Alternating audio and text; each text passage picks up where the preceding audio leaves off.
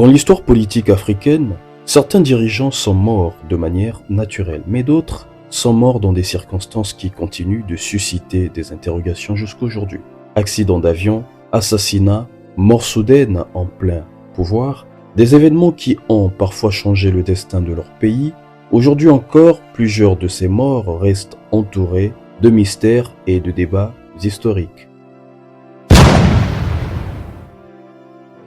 Madame, Monsieur, bienvenue dans les corridors d'Afrique. Attachez vos ceintures car nous allons entrer dans une zone de forte turbulence. L'un des événements les plus dramatiques de l'histoire africaine survient en 1961.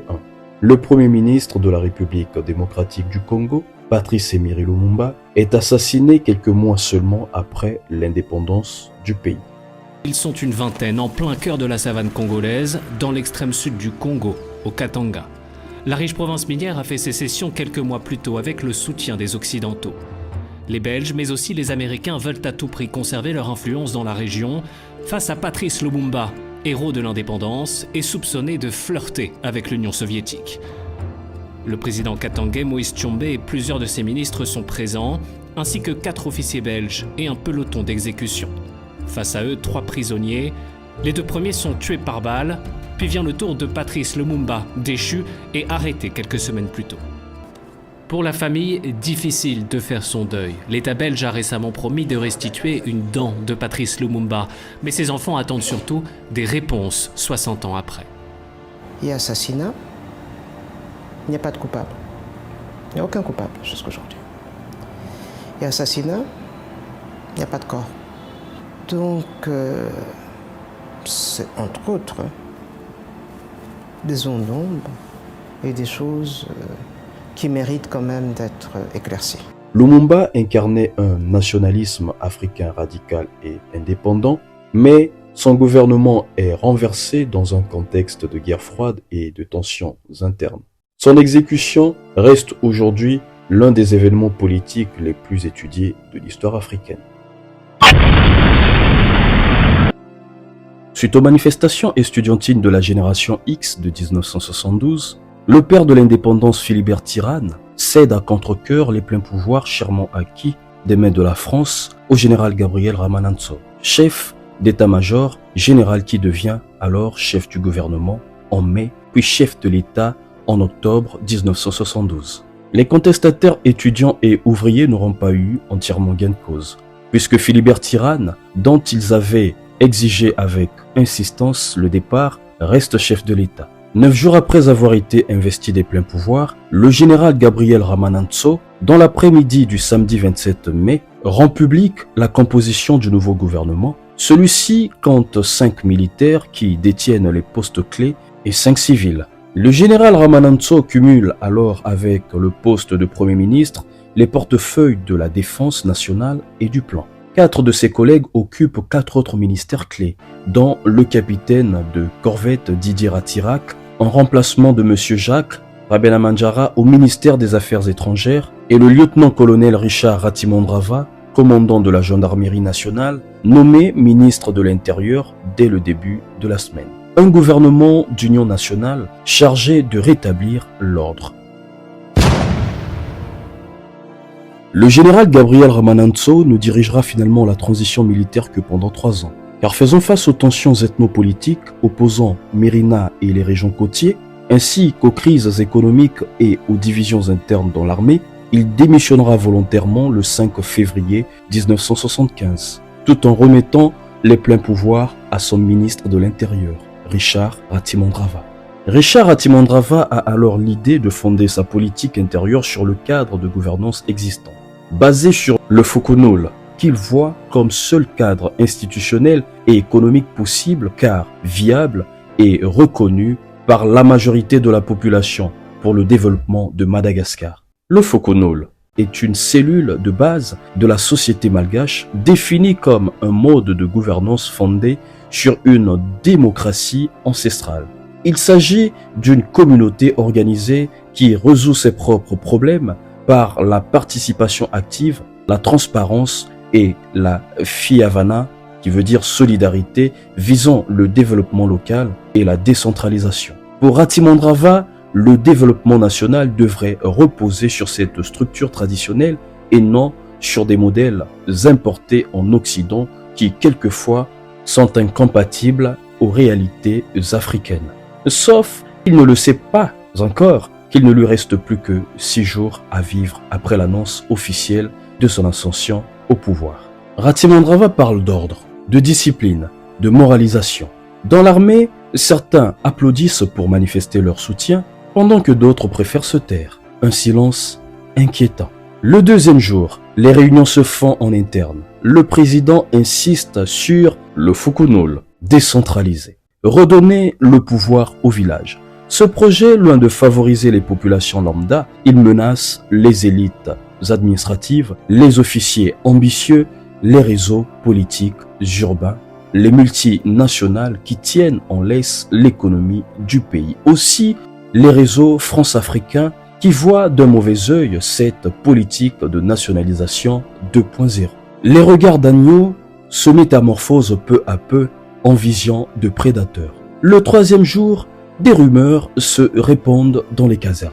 Certains officiers haut placés craignent une marginalisation. Le pouvoir ne semble pas consolidé, car à Madagascar, le pouvoir ne tombe pas toujours, il se déplace. Le quatrième jour, des tentatives de restructuration sécuritaire. Le président veut renforcer la discipline militaire, mais l'armée est fracturée. En effet, deux visions s'affrontent.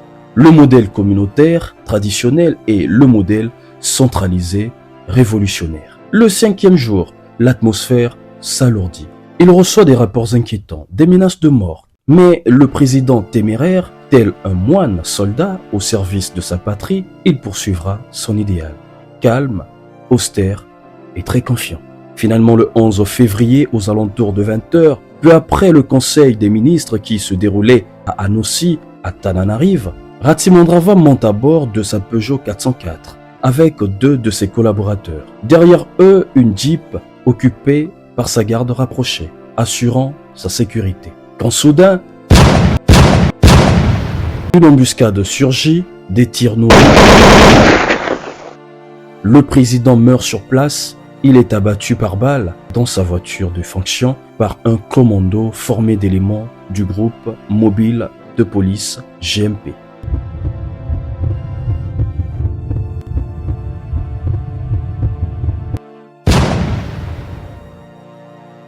Il existe plusieurs thèses concernant son assassinat, dont l'officiel qui veut que ce soit une affaire politique, tout de suite conforté par le fait que le JMP ait conduit l'attaque. Parmi les hautes personnalités politiques qui seront mises en cause durant le procès, figure notamment l'ancien président Tirane, qui sera entendu par la justice malgache et fera l'objet d'enquêtes, le colonel Roland Rabé Tafika, considéré comme étant les premiers officiers à avoir été aperçus sur le lieu même de l'assassinat, ce qu'il admet d'ailleurs durant le procès, déclarant qu'il y était pour des raisons personnelles, puisqu'il rentrait à son domicile. D'autres témoignages appuieront le fait que le capitaine de frégate Didier Ratirac aurait également été vu sur les lieux de l'assassinat. Le crédit accordé à cette thèse se base notamment sur le fait que l'on peut considérer qu'il fut le principal bénéficiaire de la disparition de Ratimondrava, dans le sens où sa disparition lui aura permis d'hériter de son pouvoir. Malgré le long procès qui se déroule sous la direction militaire de transition dirigée par le général Gilles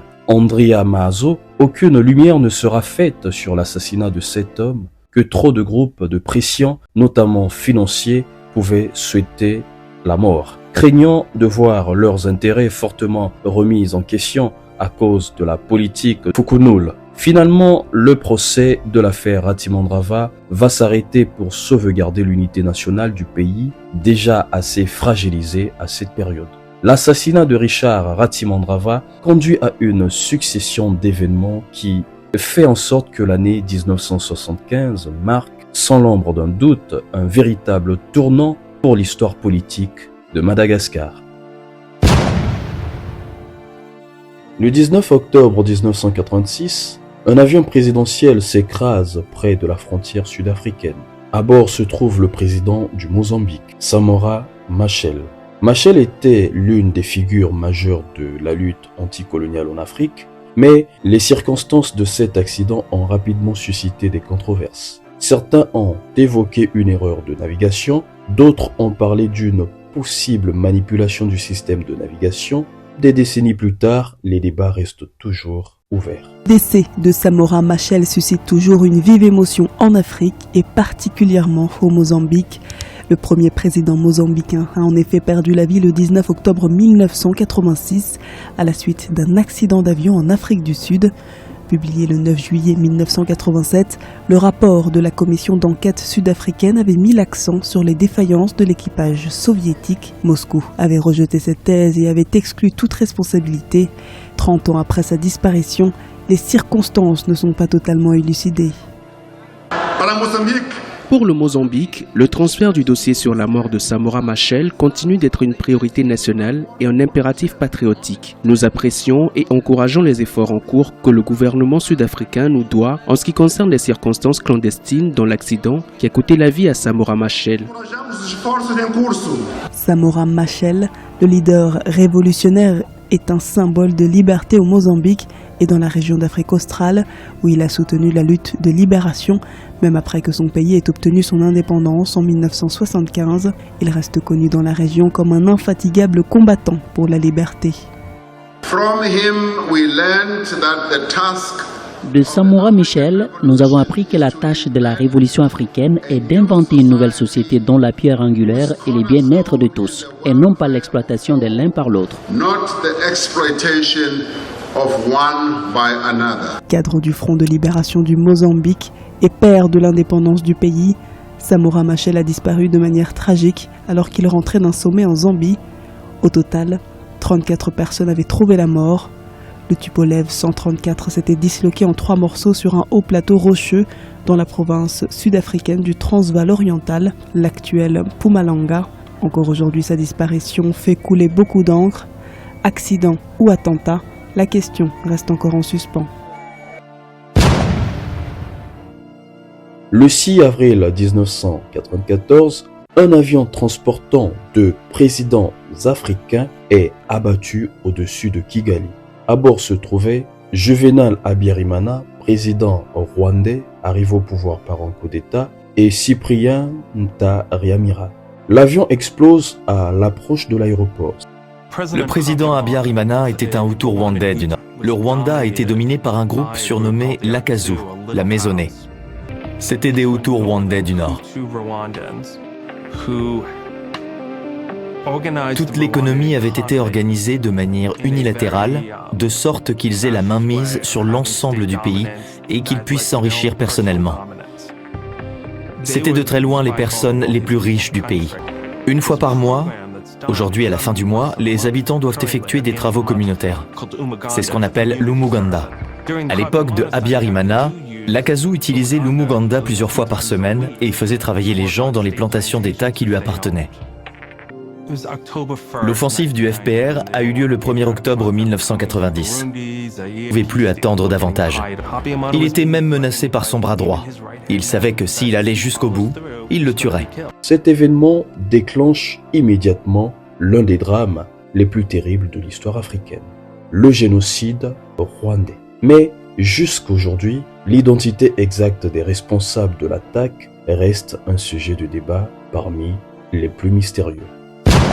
La station de radio RTLM, la radio de la haine, annonce qu'il faut d'abord viser les Hutus qui refusent de prendre parti, c'est-à-dire les modérés. Quand on a désespérément besoin de doubler les effectifs de son armée, on prend n'importe qui et on les forme tout au plus en une semaine.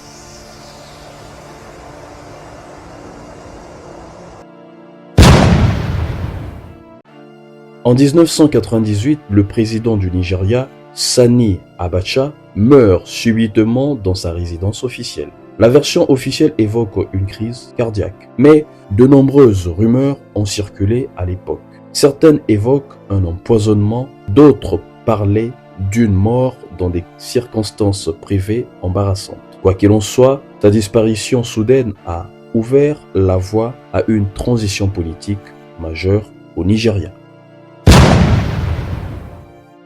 En 2021, le président du Tchad, Idriss Déby, meurt alors qu'il dirige le pays depuis plus de 30 ans.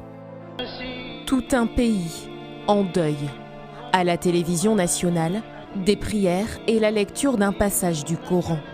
Le président tchadien Idriss Déby est mort, comme l'annonce ce communiqué du porte-parole de l'armée. Le président de la République, chef de l'État, chef suprême des armées, Idriss Déby Itno, vient de connaître son dernier souffle en défendant l'intégrité territoriale sur le champ de bataille. C'est avec une profonde amertume que nous annonçons au peuple tchadien le décès ce mardi 20 avril 2021 du maréchal du Tchad. Le président tchadien aurait succombé des suites de blessures reçues durant le week-end dans le nord du pays. Le chef de l'État militaire de carrière promu au rang de maréchal en août dernier s'était rendu sur le front, opposant son armée à des rebelles. Le 11 avril, jour du scrutin présidentiel, le FACT avait lancé une offensive depuis ses bases du sud de la Libye. Ces rebelles auraient été arrêtés dans la région de Kanem, à plus de 500 km au nord de la capitale, N'Djamena. La mort d'Idriss Déby intervient alors qu'il venait d'être réélu pour un mandat de 6 ans, avec près de 80% des suffrages, selon des résultats provisoires de la commission électorale. À 68 ans, il dirigeait le Tchad d'une main de fer depuis 30 ans. La version officielle affirme qu'il a été tué lors d'affrontements contre des rebelles dans le nord du pays. Mais la rapidité avec laquelle son fils prend le pouvoir suscite des interrogations dans certaines sphères politiques. Sa mort marque un tournant majeur dans la politique tchadienne. C'est une page qui se tourne. La transition tchadienne s'achève alors que Mahamat Idriss Déby prête serment sur la Constitution. Désormais, je suis le président du Tchad.